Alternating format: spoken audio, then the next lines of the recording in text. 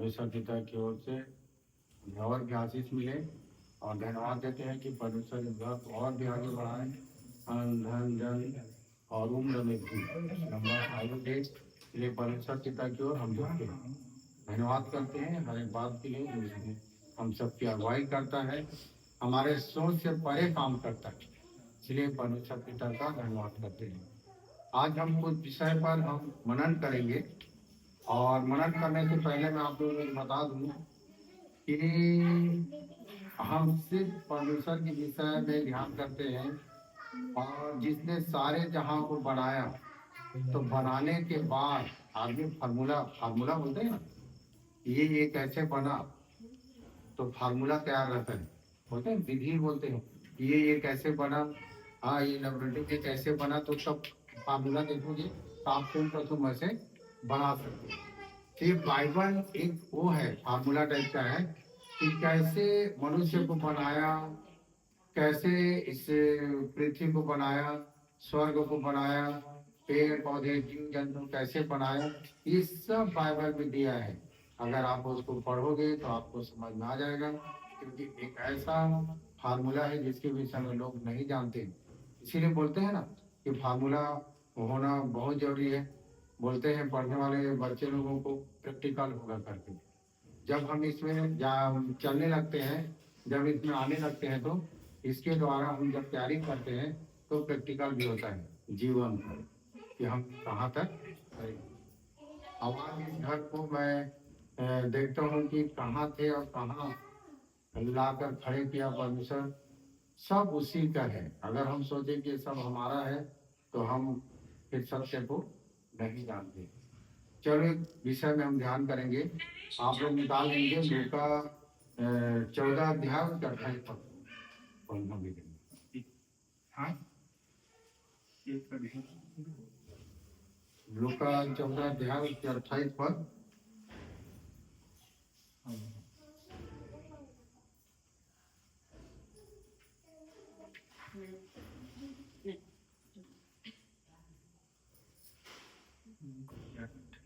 14-28 लूका 14 अध्याय के 28 पद। तुम में से कौन है कि गढ़ बनाना चाहता हो और पहले बैठकर खर्च न जोड़े? हाँ, तुम में से ऐसा कौन है जो गढ़ बनाना चाहता है और बैठकर खर्च न जोड़े। जब भी चाहे गढ़ हो, चाहे घर हो, चाहे विवाह हो, जब बात आती है सामने तो लोग खर्च जोड़ते हैं कि इतना खर्च हमें हो पाएगा कि नहीं।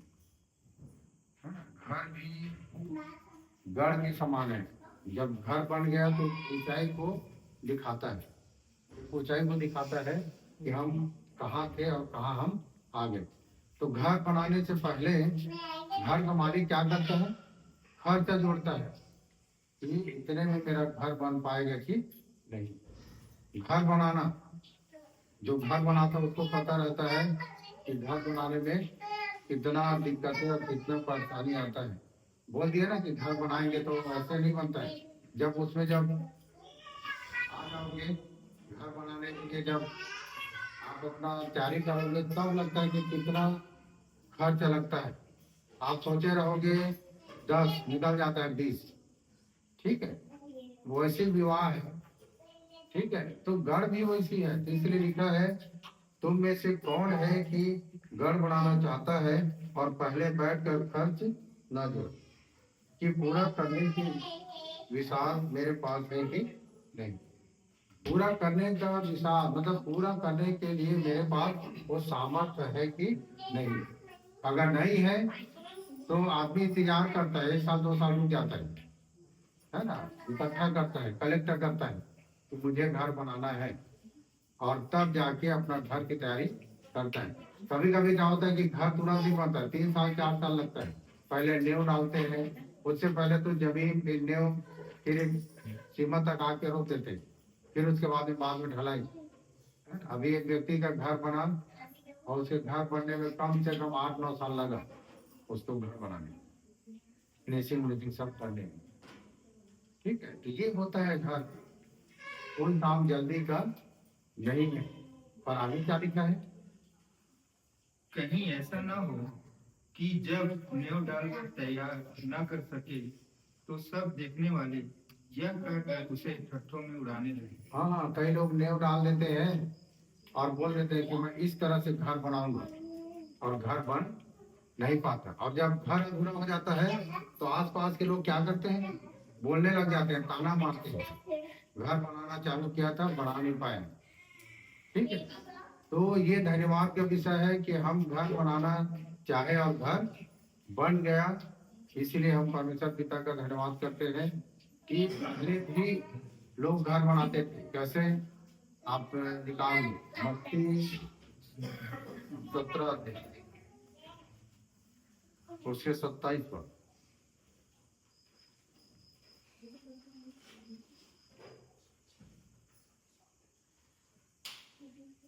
तो भी इसलिए कि हम उन्हें ठोकर न खिलाए, तू झील के किनारे जाकर बंसी डाल। लूका 17 उसके 27 पर भक्ति बोल। हाँ, लूका लूका लूका 17 अध्याय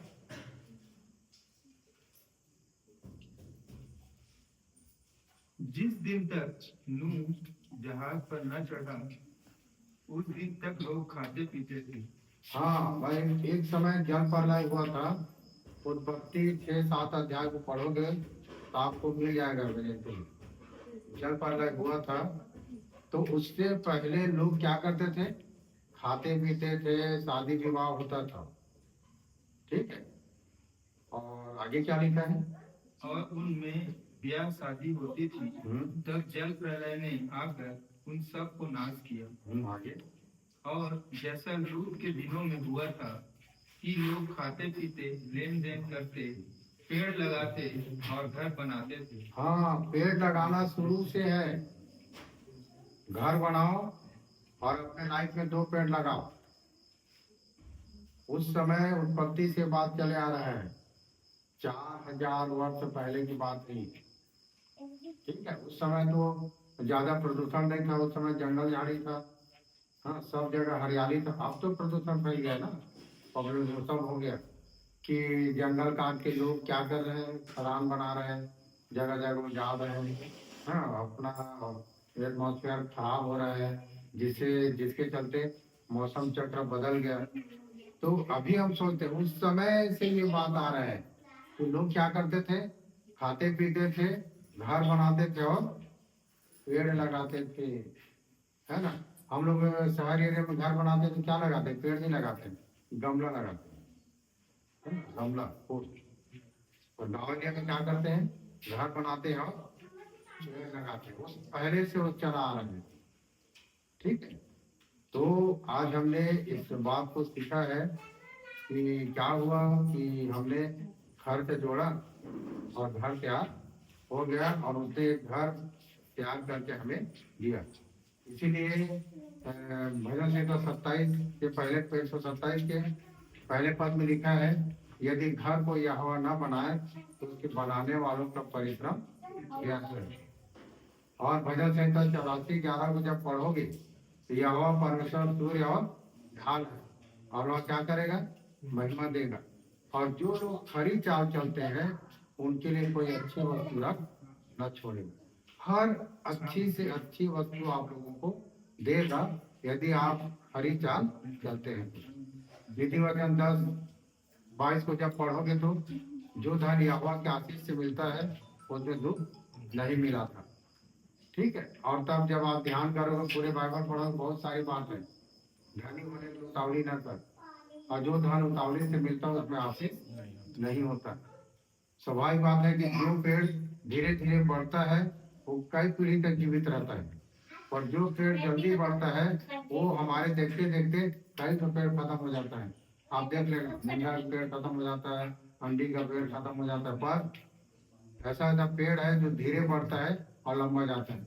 इसीलिए जब उसकी ओर से जब आशीष मिलता है धीरे धीरे बढ़ाता है, अंश अंश करके, और सब चीज देता है।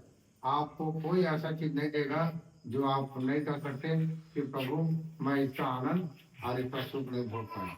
सब चीज वो आप लोगों की लाइफ में देगा, क्योंकि परमेश्वर है। और सब चीज उसी का है ना, सब चीज उसी का है। कोई ये मत कहे कि ये मेरा है, ये उसका है। अगर आप ध्यान करोगे पूरे बाइबल जब आप पढ़ोगे, मैं आपको बता रहा हूँ कि जिस पृथ्वी में हम हैं, ये पृथ्वी भी परमेश्वर का है। हमारे जब हम जमीन खरीदते हैं तो क्या होता है, जमीन हमारे नाम में अलॉट होता है, किसी और का था। अगर हम इस जमीन को किसी और को बेचेंगे तो उसके नाम में अलॉट होगा, उसका नहीं होगा। तो जमीन किसका है, सरकार का है। वो जो खरीदता है उसके नाम में वो अलॉट होता है ना। जैसे सरकारी क्वार्टर को दिया जाता है जब तक एक व्यक्ति नौकरी करता तब तक, बाद में उस क्वार्टर को ले लिया जाता है। सेम उसी प्रकार से है कि जब तक ये जमीन हमारे पास है तो है, अगर दूसरे को देंगे तो दूसरे के हाथ में चला जाएगा। कोई चीज स्थायी नहीं है। हम सोचते हैं कि सारा चीज स्थायी है। अगर कोई चीज स्थायी है तो क्या है, वो है हमारा कर्म जो हम किए रहेंगे, वही परमेश्वर के पास जाएंगे। हम लोग बोलेंगे कि हम लोग कर्म के बजाय हम ये सारी चीज भौतिक चीजों को दिखाना चाहते हैं, पर ये हमें दिया है, ये उपयोग के लिए दिया है। एक व्यक्ति रिटायर हुआ बाकी मंगरा में, मैंने सरदार था। रिटायर होने के बाद में जब घर बनाया तो घर बनाने के बाद में घर को देखते हैं, ठीक है, मतलब घर बना लिया, उसका प्राण में चीज है घरे में रह गया। ये सारा चीज जो हमको देता है परमेश्वर, हमारे किस चीज के लिए है, उपयोग के लिए। हम इसका इस्तेमाल करें। गाड़ी, हमारे पास कार है, गाड़ी है, बाइक, बहुत सारा चीज है ना? घर द्वार सब है। ये वो देता है, वो सब क्या करता है, वो देता है ना। देखो इब्रानी 11:7 में क्या लिखा है, फिर उसके बाद बर्थडे के विषय में थोड़ा सीखेंगे।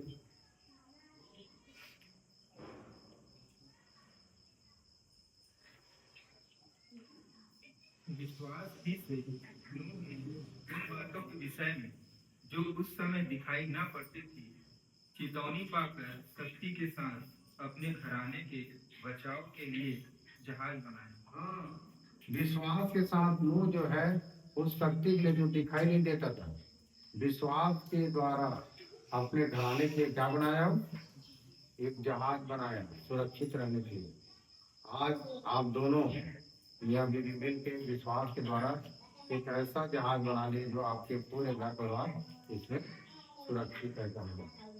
ठीक है, तो जो दिखाई नहीं देता था शक्ति, उस शक्ति की आह्वान को, बातों को सुनकर उसने जहाज बनाया अपने परिवार के सुरक्षा के लिए। अब ये ऐसा सुरक्षा है, समझो कि आप ठंडी से भी बच सकते हो, गर्मी से भी बच सकते हो, बरसात से भी बच सकते हो। आपके परिवार जो है इसमें क्या है, सेफ है। ठीक है, तो उसका आह्वान है, उसकी आवाज है अंदर से, तो वो आता है कि मैं क्या करूं, तब वो बताता है कि ये करिए। ये हुआ आप लोगों के घर में बहुत ही अच्छे कॉम्प्लीमेंट है जो आप लोगों के लिए दिया गया। आप खुशी मनाओ, आनंद बनाओ, है ना। अब फिर से दोबारा घर बना लो तो और अच्छी बात है, और नहीं बना लोगे तो इतने में खुश रहो कैसे, है ना। असंतोषम परम पापम, ठीक है। जब आदमी संतोष नहीं है तो ही पाप है। और जो कुछ है उन्हीं बातों में हम क्या करें, संतोष करें। जो है हम संतोष करें और हम अपना तैयारी करें, क्योंकि ये जीवन हमारा 70-80 साल का है। पर उसके बाद जो हमारे शरीर के छोड़ने के बाद जो जीवन होगा वो अनंत होगा। और बाइबल में हर शास्त्र तो आपको बताता है अनंत का जीवन है, और उस जीवन की हम लालसा करते हैं। ये जीवन हमारे लिए तो जो इसी जीवन में आशा रखते हैं वो सब मनुष्यों से अधिक अभागे हैं। तो हम इस जीवन की आशा नहीं रखते, एक और जीवन है जिसकी हम आशा रखते हैं। ठीक है, तो ये रहा हमारे घर के विषय में। और बर्थडे के विषय में मैं थोड़ा सा आप लोगों को बता दूं मैं, उसके बाद यदि आप 3 ग्लास से खा सकते हैं। ठीक है, भजन संहिता 90 अध्याय।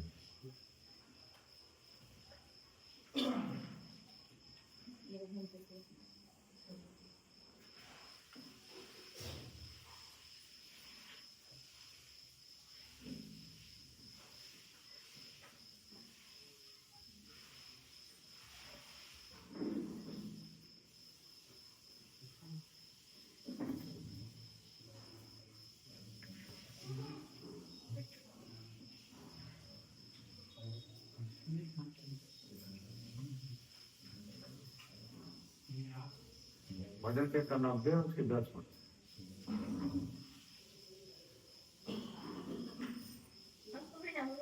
हमारी आयु के वर्ष 70 तो होते हैं। हमारे जो उम्र है 70, ठीक है कि हमारे आयु के वर्ष कितने होते हैं? 70 होते हैं। और चाहे बल के कारण 80 भी हो जाए। बल के कारण करने से हमारा खान पान, अगर आप तंदुरुस्त हो, स्वस्थ हो, तो आप 100 साल भी जी सकते हो, 120 साल भी जी सकते हो, आपके खान पान के ऊपर है। तो लिखा है हमारे आयु के उम्र 70 तो होते हैं, चाहे बल के कारण 80 भी हो जाए, ठीक है। पर 12 पर विचार लिखा है, हमको अपने दिन गिनने की समझ दे। हाँ, हमको अपने दिन गिनने की समझ दे, ठीक है रेणु बहन। आज आपका जन्मदिन है, आप समझ जाओ कि ये जन्मदिन जो बर्थडे मनाते हैं, तो सिर्फ हम अपना दिन गिनते हैं कि अब हमारे पास कितना दिन रह गया है। 70 साल है ना। 70 मतलब 70 इंटू 365 करोगे ना, तो ज्यादा नहीं है, 21-22 हजार दिन ऐसा आता है। उतने दिन तो जीते हैं ज्यादा। हम लोग बोलते हैं ना 70 साल कोई बहुत दिन नहीं है, वो देखते देखते कट जाएगा, ठीक है। एक अभी 2025, फिर 26, फिर 27, फिर धीरे धीरे हम वो कहाँ चले जाते हैं, हम अपने 70 साल को धीरे धीरे करके खोते जाते हैं। तो ये है कि जन्मदिन मनाने का मतलब ये है कि हमारे पास कितना दिन रह गया है उसको हम पता करते रहें, और हर साल हम अपने आप को बेस्ट करें, अपने आप को अच्छा बनाए कि प्रभु मेरे पास अब समय नहीं रहा। इसीलिए लिखा है ना, मृत्यु का दिन जन्म दिन से उत्तम है।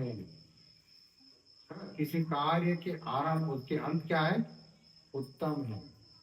अगर कोई काम कर रहे हो और उसका खात्मा नहीं होगा तो आदमी कैसे करेगा? बोर हो जाएगा ना, या छोड़ के चला जाएगा। तो हर काम का अंत है। उसी प्रकार से जब हम जन्म लिए हैं तो हम काम में लग गए। आप ध्यान करना, बचपन से जब एक छोटा बच्चा होता है, जब वो जन्म लेता है तो क्या करता है? हिल-डुल करता है, वो माँ की दूध पिएगा, फिर इधर उधर पलटेगा, चलेगा, घुटने में आएगा, फिर उसके बाद में दौड़ेगा, फिर उसके बाद में स्कूल जाएगा, पढ़ेगा, नौकरी के लिए दौड़ेगा, फिर बहुत सारा चीज करेगा, और उसके बाद में अपना आयु पूरा करके चुपचाप अपना कार्य समाप्त करके चला जाता है ना। आलसी मत बनो, लिखा है कि जीवन भर, लिखा है कि अपना रोटी बिना परिश्रम ना खाओ। परिश्रम, रोज परिश्रम करके अपना रोटी खाओ तो आसी। सोए रोटी खाने की मत चलो, मतलब सुबह से लेकर शाम तक जब आप काम करते हैं समय में खाना खाओ और काम करते रहो, कभी बीमार नहीं पड़ेगी। अभी टीवी का समय है, खाना खाए जल्दी जल्दी, फिर उसका टीवी देख रहे तो बीमार नहीं पड़ेगा। सब का एक टाइम है, सब टाइम में सब समय के अनुसार हो। इसीलिए क्या है कि हमको दिन गिनने की समझ, दिन गिनने का समझ हो, ठीक है। तो जन्म के दिन, मृत्यु के दिन, जन्म के दिन से क्या है? उत्तम है। जब आदमी मरता है उस दिन को उत्तम बोलते हैं। इसीलिए यीशु मसीह जब क्रूस में चढ़ा, अपना जान दिया, तो उसको बोलते हैं गुड फ्राइडे, अच्छा दिन। ठीक, दुआ करेंगे।